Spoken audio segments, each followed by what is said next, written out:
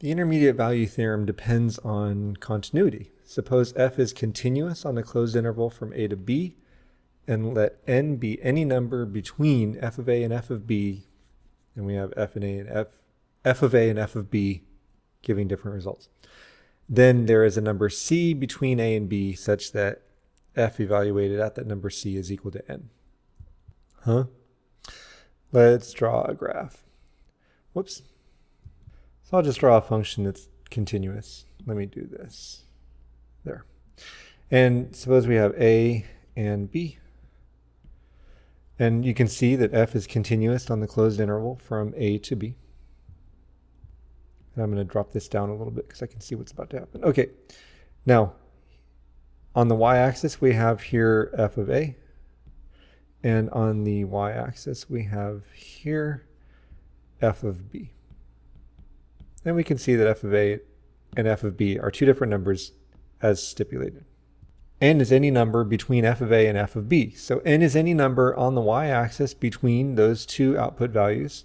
So let's make n there, in between f of a and f of b. Now I'm going to draw a horizontal line at n. I'll make it dashed.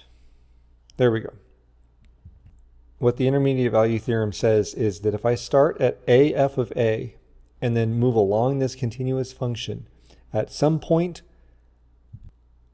I'm going to hit the horizontal line n. And at that point, I have an x value that we're going to call c. And so here we see that f of c is equal to n. I know, it's very intuitive. But it depends on continuity, because if the function wasn't required to be continuous, I could have a gap right there at n, right? So there's that. And n is any number between f of a and f of b. So I can have n be anywhere along the y-axis here, and as long as f is continuous, there's going to be an input that corresponds to whatever specified output I'm talking about. Now that doesn't seem very interesting, I know.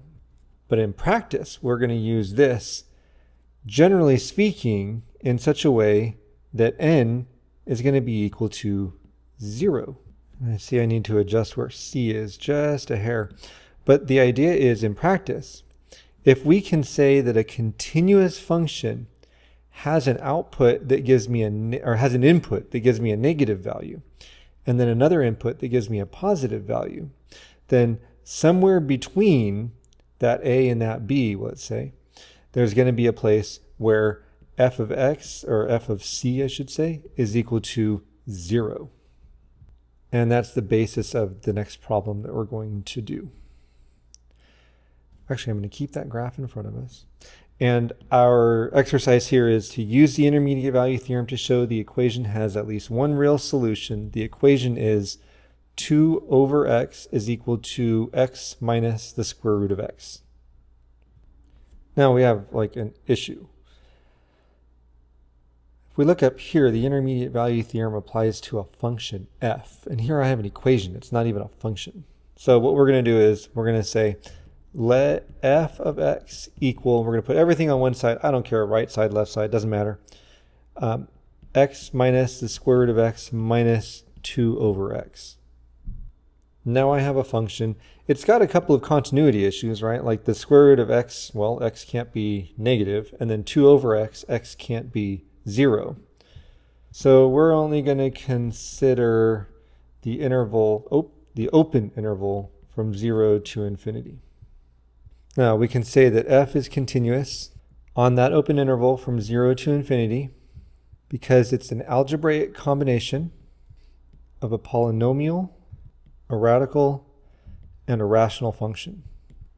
Then you may look at that and say, well, duh, we know that. Yeah, but here's the deal.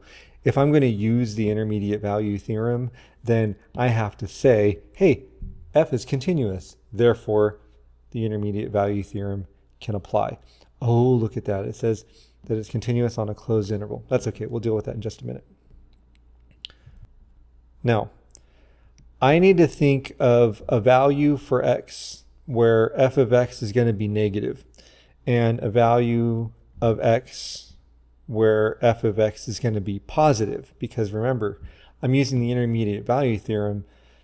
And if I can say, hey, somewhere the function evaluates to a negative number and somewhere else it evaluates to a positive number and it's continuous, then if I went from negative to positive, then I must have gone through 0. Why do I care about that?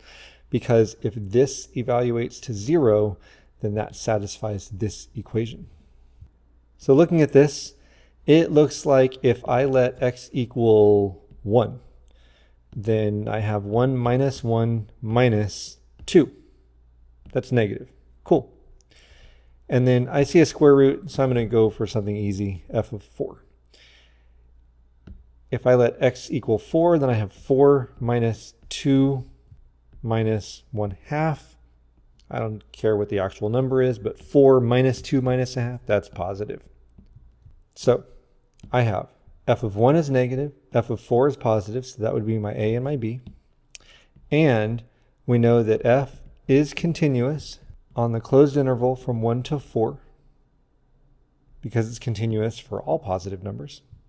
Therefore, by the intermediate value theorem, there exists a c in the interval from 1 to 4 such that f of c is equal to 0. Cool. Unfortunately, we were not asked to show that a function had a 0. We were asked to say that an equation has at least one real solution. So that's how we'll conclude this. Thus, the equation has at least one real solution. And that's it. For this to work, folks, we had to say why f was continuous. Well, first we had to define f, okay? Then we had to say why f was continuous. Then I needed to invent or come up with numbers that would evaluate to a negative output and a positive output. And then apply the intermediate value theorem to the continuous function that had a negative and a positive output. Now, this is what's known, the intermediate value theorem is what's known as an existence theorem. It just says, hey, there's a number c. It doesn't tell us how to find it. And we could go through some work to actually solve the thing, but we weren't asked to.